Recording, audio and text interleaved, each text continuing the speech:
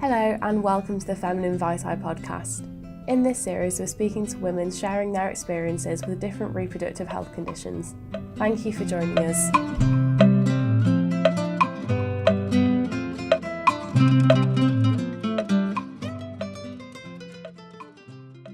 If you could just start off by giving us a quick introduction to yourself, your name, age and occupation. So my name's Katie. I'm 27 years old. I am a fitness instructor and I also run my own small business at home, which I have done for about 2 years now. Okay. What's your business? It's called New Street Designs, and I sort of do personalised clothing, accessories and bespoke gifts, and it's starting to get more established now, which is good. And it's something I really enjoy. I've always sort of been a crafty person. Yeah, that sounds really good. So could you tell us a little bit about what you went through with your fertility journey and how long you were trying to get pregnant for? So we've been trying to conceive. It'll be 4 years in January, this coming January. Obviously we were around 24 at the time when we started trying to conceive, so we were quite young and we didn't obviously think that would be an issue. And it was about a year into trying that we decided to go to the doctors because nothing was happening, and we got referred to our local fertility clinic to try and find some answers. We were on a medication called Clomid for about 6 months and nothing obviously worked there, so then that's when we got referred for IVF.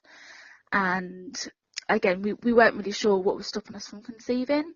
It wasn't nothing was confirmed. It was only until we went to the IVF clinic that they diagnosed me with polycystic ovaries. So that's a potential reason why we couldn't conceive naturally.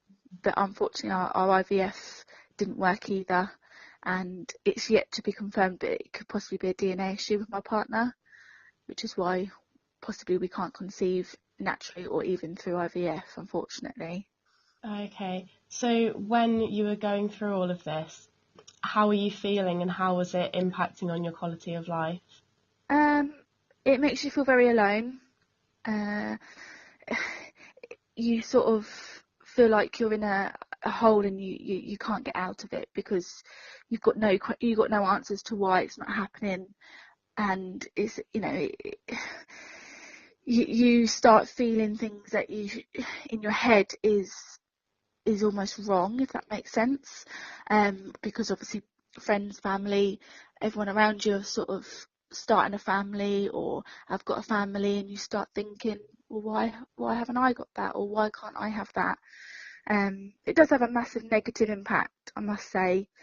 And then even after the IVF, because obviously it didn't work, you just feel like such a failure, because I strongly believe that we're born, we're made to reproduce and then go on obviously and die, but unfortunately me and my partner can't reproduce, and you just feel like a bit of a failure really, that you can't do that. And also I can't give my partner a child, I can't make him a dad, and it's heartbreaking. So it does have a massive effect on your outlook on life.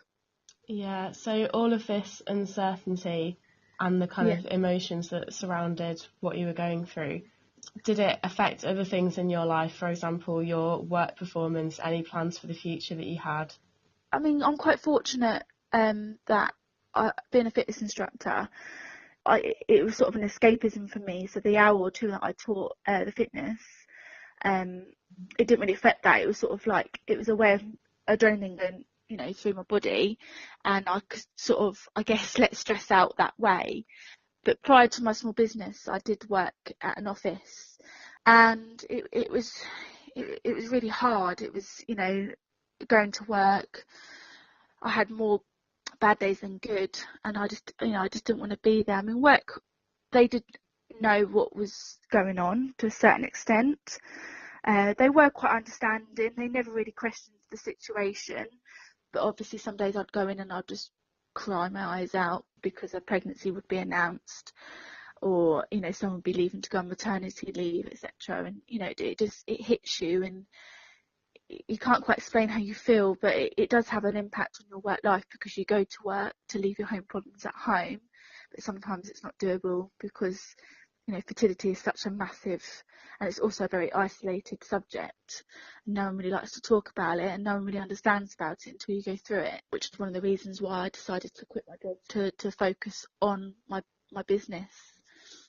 Yeah, I mean, did you feel that, like, starting the new business, do you think that that helped you in a sense? It did. It took a lot of stress away from my work. It was very hard, obviously, because it was a massive, massive decision. But at the time, obviously, I was leading into depression because of the work, because of what we were going through. And I spoke with my partner, and he said, you know, your happiness, your health is more important, because the job was making me ill. You know, I absolutely dreaded getting into work and doing my work and being there. So yeah, it was a very difficult move to make, but I've never looked back at all. And as hard as it was to build that business up, it's obviously now paying off, and it was something for me to focus on. It was something positive, you know, it was something to take my mind off it, and I enjoyed doing it. As much as it was hard, I did enjoy doing it because it was something that I done myself, and I wanted to make it happen. I wanted to make it work. A lot of people say that it does help having something to focus on when you're going through something like that. Yes, So you definitely. can channel all of your feelings into it. Definitely. It was a big help in terms of me not being in a rut almost of waking up, going to work, feeling how I did at work all the time. You know, it was almost not fair on my manager to deal with me that way all the time, even though she was trying to be understanding. But, you know, it wasn't fair on them, it wasn't fair on me to feel that way. And like I said, I spoke with my partner, and he was very supportive and said, you need to do what makes you happy. Yeah, I think it's really great how you found success with something like that. Yeah, definitely. Yeah. It's definitely paying off, which is good. So at the time when you were dealing with this and trying to get pregnant, what kind of routine did you adopt to prepare yourself for it, and how did you manage to look after your well-being at that time? Yeah, so I was taking the vitamins, like your folic acid. I think it was pregnant care at the time, and my partner was taking vitamins also. When we got referred for IVF, they didn't suggest any other vitamins or anything like that, so we just carried on taking the folic acid. We made sure we drank plenty of water, and we were told to obviously eat good foods, so like good protein foods. We also changed to organic foods, just to help with anything. We also read into things that improve your chances of pregnancy. I also looked into acupuncture, which I did do. It did help to calm me and de-stress me, which was nice. You know, because you're willing to try anything that will help you conceive.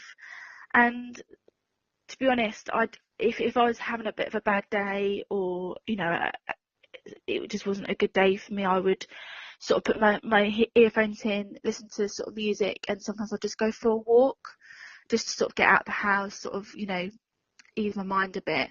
And that was quite helpful for me personally, you know, and like I said earlier, unfortunately it did lead me into a bit of a depressed sort of state. So I have found counselling, which has been extremely helpful, and I do strongly feel that if I hadn't have made that choice then, I dread to think where I would be now without that counselling help. And you think you're okay, you think you can handle it, but sometimes it's nice just to have that someone that you're not emotionally attached to, just to talk to, and they're not there to judge you either. So it has been a massive help, I must admit. That's good. I'm glad that the counselling has helped you feel better. I mean, you've mentioned that now you're sort of coming to the end of the journey and you're trying to move on in any way that you can. What kind of strategies do you use to deal with that? So I sort of took, after our second failed IVF round, they did suggest obviously a third round would be beneficial and worth a go. But at the time I was just exhausted, not so much physically, but obviously it's such an emotional and mentally draining process. As much as it is a is physically as well, but the emotional side has a bigger impact. And I just didn't have the energy to, to sort of pick myself up almost and go for a third round. So we did make that decision to sort of say, no, we're going to have a break, because it does take over your life. Like I said, it's been 4 years in January, and it's a long time to have your mind and everything revolve around trying to conceive. So yeah, I mean, unfortunately, because it hasn't worked for us, that was our decision at the time, to just sort of take a break, won't fuss about taking vitamins. We'll just, try and live life a bit of a normality. Yeah, I mean, you mentioned getting support from the counsellor. Have you had support from your friends and family through this as well? So my family have been supportive. They sort of knew from the very beginning that we were trying for children and the next steps, etc. Unfortunately for me, I lost close friends of mine, which I won't go into too much detail, but they weren't very supportive at the time, and they said to me that I was a selfish person for basically what I was going through. So I decided to sort of cut them out of my life, because I just thought I don't need that sort of negativity at the moment, which was very sad. But I did find a friend, fortunately, who's going through the same as what we're going through, and she's been amazing. She has been there for me. She knows every single feeling that I feel, and she's been there from the start of our sort of, I'd say, when we got referred for IVF, which obviously wasn't that long ago, and we have become really close. I mean, it's unfortunate how we've met, but it's fortunate that I've got her and she's got me. Yeah, that's good that you have someone that you can relate to on a personal level like that. Yeah, definitely. If there was anyone else who's going through similar things to what you've been through with your fertility journey, what kind of advice would you give them? I would sort of say, try not to sit in silence. There is help out there.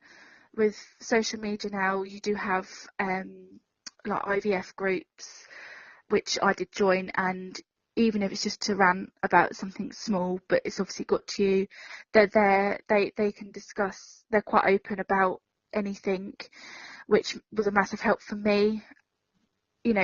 I, looking back, with family and friends at the time that, were falling pregnant or starting a family, you can't really avoid those situations, but it is okay to avoid those situations. Like, if you can't be around your friends or your family, if they've just announced a pregnancy or a baby shower, etc., it's okay to not be a part of it.